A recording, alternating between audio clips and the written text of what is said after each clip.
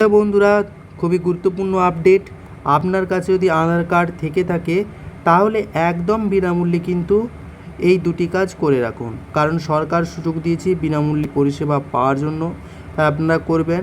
আর যদি না করেন তাহলে কিন্তু আপনার আধার কার্ড বন্ধও হতে পারে, আর যার ফলে কিন্তু আপনি বিভিন্ন যে সরকারি পরিষেবা পাচ্ছেন, যেমন ধরুন ব্যাঙ্ক অ্যাকাউন্ট থেকে টাকা তুলছেন, রেশন তুলছেন বা বেকার ভাতার টাকা অ্যাকাউন্টে ঢুকছে, সব আধার কার্ড রিলেটেড যে সংক্রান্ত সমস্ত পরিষেবা কিন্তু বন্ধ হয়ে যাবে, কারণ আধার কার্ড ডিঅ্যাক্টিভেট হয়ে গেলে এই সমস্ত পরিষেবা বন্ধ হয়ে যাওয়ার সম্ভাবনা রয়েছে।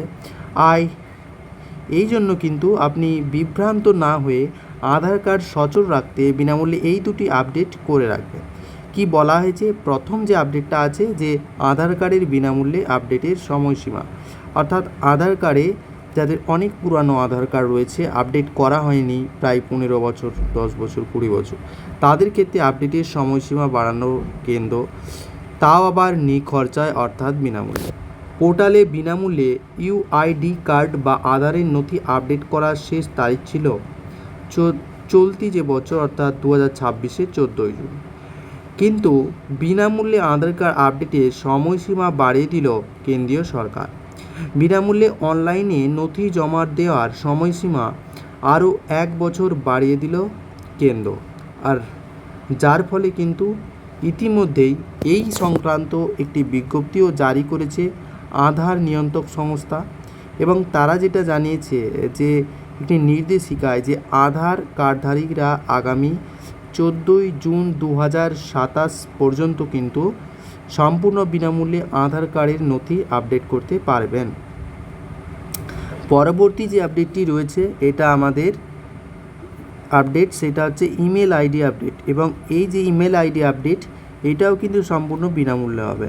অর্থাৎ আধার কার্ড সংক্রান্ত কোনো যদি আপনার মেসেজ আছে, সেক্ষেত্রে রিচার্জ না থাকে, সেক্ষেত্রে ইমেল আইডিতেও কিন্তু আপনার সমস্ত আপডেট চলে যাবে।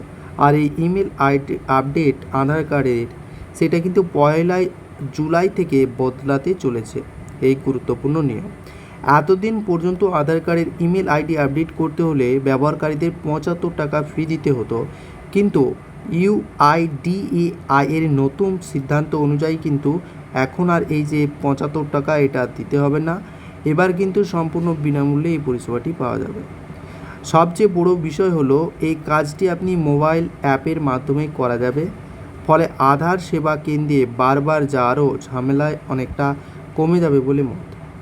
তো এই ছিল দুটো বড় আপডেট, একটা হচ্ছে আধার কার্ডের তথ্য আপডেট এবং দ্বিতীয় ছিল ইমেল আইডি আপডেট। দুটোই কিন্তু বিনামূল্যে চলছে, তো আপনারা করতে পারেন।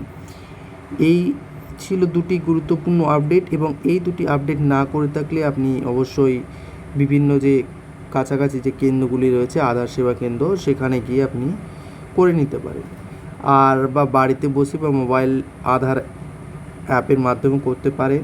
প্রসিডিওরটা দেখে নেবেন। এই ধরনের গুরুত্বপূর্ণ আপডেটের জন্যই কিন্তু এই যে চ্যানেলটা আপনারা দেখতে পাচ্ছেন, এটা ইউটিউবে গিয়ে সার্চ দিয়ে অবশ্যই ফলো করে সঙ্গে থাকবেন। ধন্যবাদ।